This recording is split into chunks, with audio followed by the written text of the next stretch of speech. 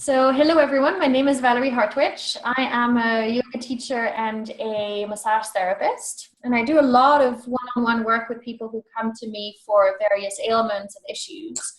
And today I'm talking with Andrew Kane, because Andrew Kane, amongst many other things along similar lines, is a coach who basically has a very clear solution-focused method that he shares through trainings with medical professionals in order to help them have a relationship with their patients that encourages patients to have a deeper, more proactive engagement with lifestyle changes.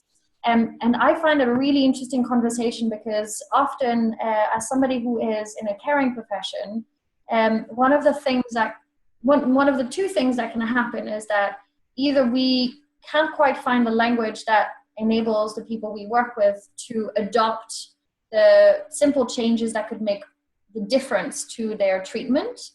And the second thing that can happen is as professionals, we can end up wanting to fix stuff. We can get quite attached to that for some reason or another. So Andrew, hello. Hello. I'd be really interested to know basically, why would I need, or why would I benefit from doing a training with you? It sounds very appealing, but I'd like to know, like, what needs did you identify? Yeah, and it's funny because I know you're not a doctor. I mainly work with doctors, but I know the same pattern comes up, like in yoga teachers and other sort of caring people as well. There's two things, I think, particularly for time-pressed doctors and nurses.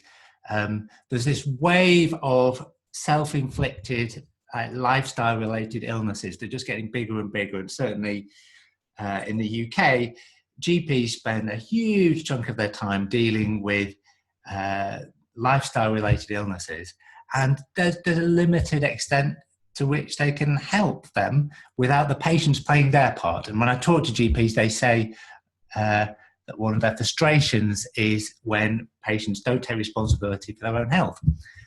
And yet, there is often, they often find it quite difficult to break that pattern. I call it a fixititis pattern that both patients and doctors suffer from, where the doctor really, really wants to help them, and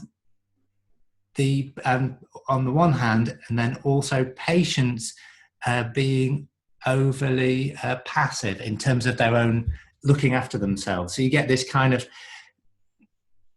self-limiting. Do you mean a situation where there's a utopia of a magic pill or a magic solution that will fix stuff? There's the expectation of medical professionals being able to deliver that on the part of the patient, and there's the hope and the dream on the part of the medical professional of being able to deliver that. Yeah, exactly. Yeah, and it comes from the best of intentions, but it can sometimes jam up the actual change process. So the two things that I help them do is to, first of all, relax and let go a bit more around their patients' lives. So the doctors and nurses are not taking too much responsibility, just the right amount of responsibility. And secondly, some simple things to do and say that can help actual change happening. Because the big thing that we know that doesn't work is telling people things that they already know. Yeah, that's the thing that we instinctively tend to go to.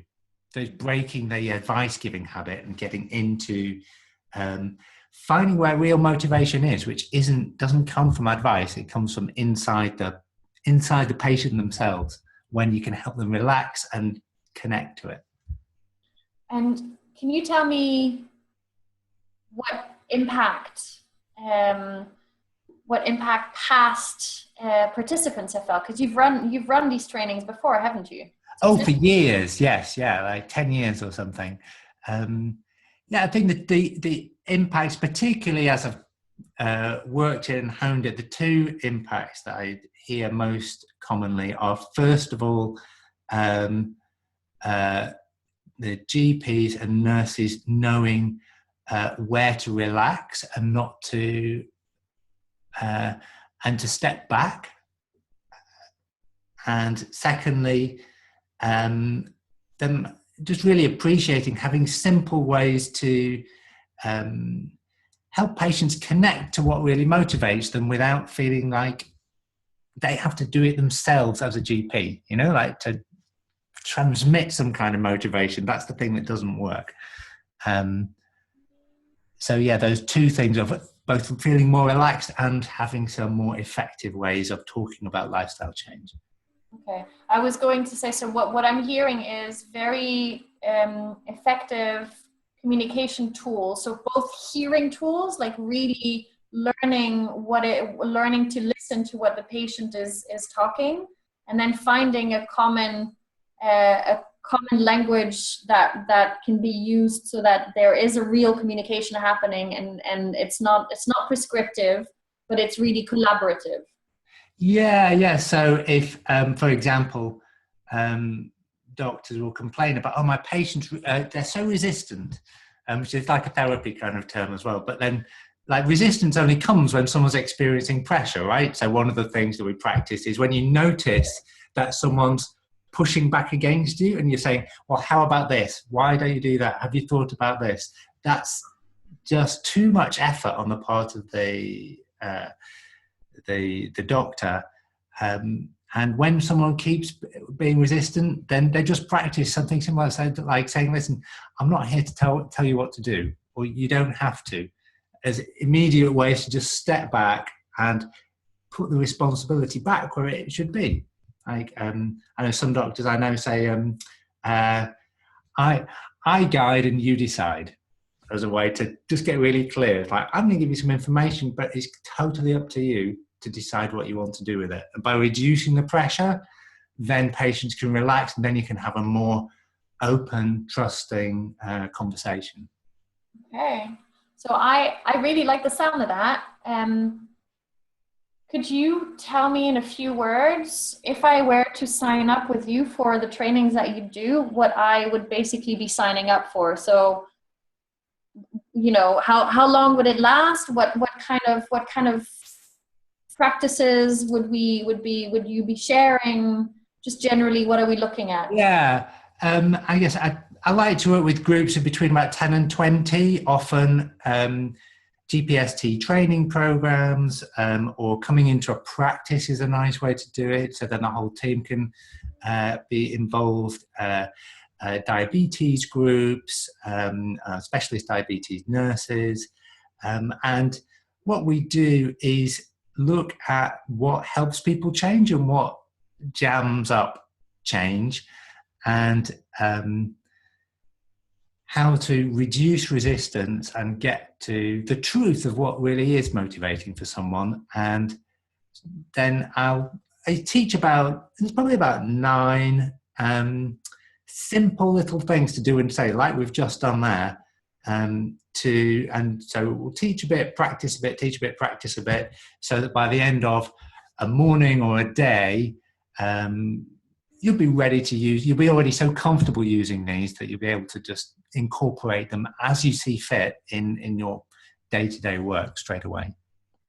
Okay, sounds good. So before I ask the practical details of, like, how does one get in touch with you? Is there anything else that you feel really strongly you want to share about that work? I think there are 2 things really. One is that we are facing a huge, I can see we're facing a huge health crisis that's just coming up. The wave of diabetes that's coming up, for example, in the West is going to be absolutely enormous. And in the UK, where I am, the NHS is not going to be able to handle fixing people's problems in the same way that it has done up till now. And this does urgently need addressing. And at the same time, I see so many healthcare professionals who are struggling and trying so hard to keep fixing all the problems in the world that it's getting on top of them. Exhausting. Yeah. So this is a way to start addressing both of those problems at the same time, and they're both really important.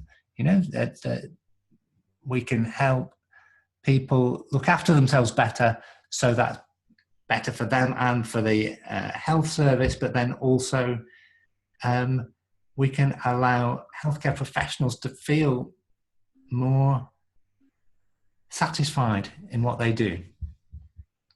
Okay, so if people want to learn how you can help the helpers, essentially, and with a very clear passion and a very clear commitment to that, how do they get in touch with you?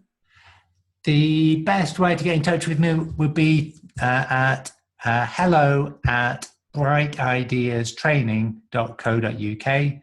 And if you look at my website, brightideastraining.co.uk, there's a description of the courses there as well. But yeah, the best thing to do is contact me. We can have a chat, see what your group is, and how we could work something out, and then I'll be able to, we'll have a conversation. And if I'm not mistaken, brightideas.com is also your website where people could have a look at the training and the general information again. That's right. Although, just to correct you, it's brightideastraining.co.uk is the website. Okay, wonderful. Well, I think it's very, very commendable. I think it's very interesting work, because I see the level of burnout that happens in the kind of professions and circles that I know, and they're partially due to similar reasons. So I am very, very happy to hear that there are people doing the kind of work that you do. So thank you very much, Andrew, and lovely to see you as usual. Take very good care of yourself. Yeah, you too. My pleasure. Bye-bye. Bye.